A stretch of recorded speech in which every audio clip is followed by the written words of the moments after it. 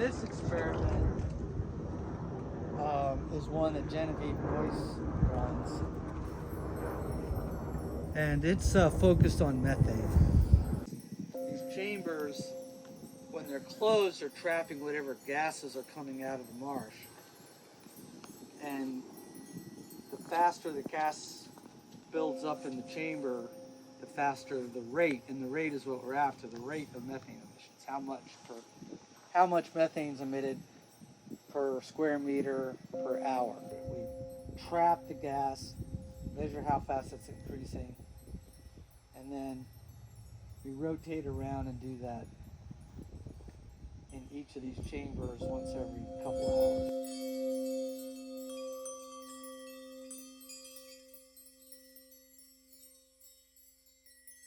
Adam Langley is a scientist from Villanova University that is part of our team, and Michael is one of the technicians on the team. And this is Jenna North, who's applying for a Smithsonian Artist Research Fellowship. Oh, cool. I have a project that I'd love to collaborate with you all on.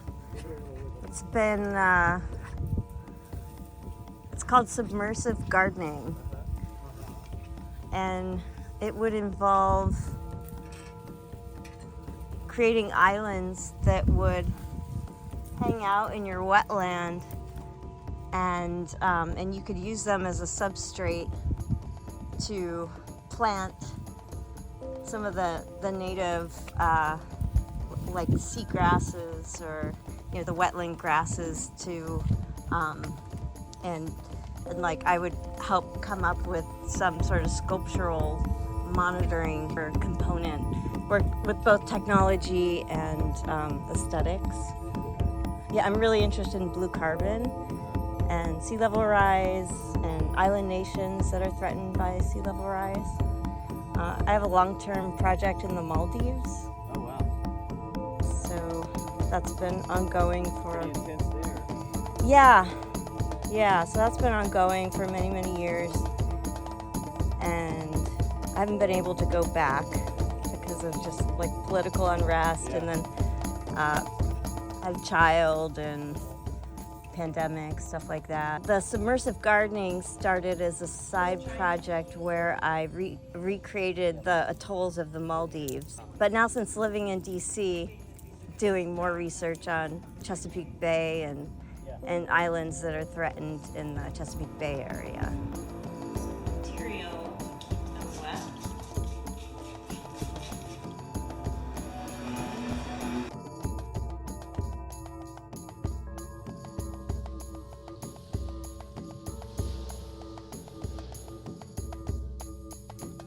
That's how this site got started, by asking the question, how do green plants respond to increasing carbon dioxide?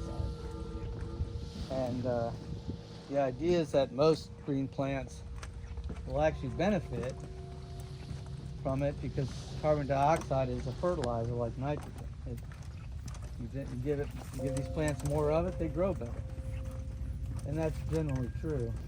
But of course that doesn't change the fact that the planet's also getting warmer and sea levels are rising.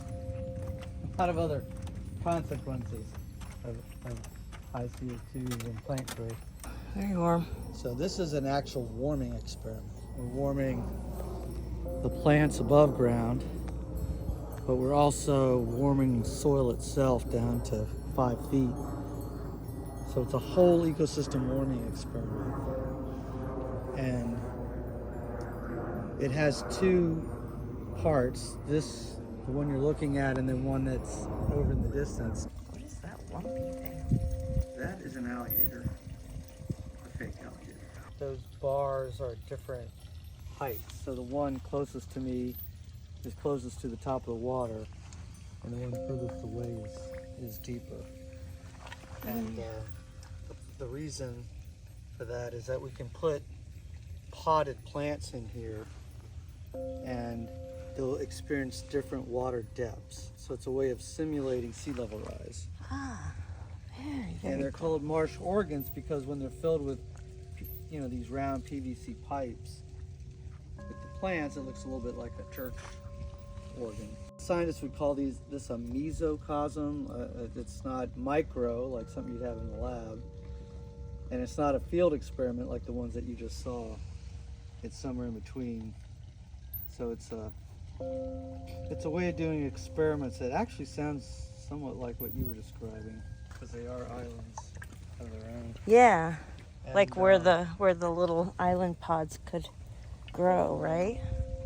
You yeah. think? Also here, Oh yeah, this is we perfect. have this platform.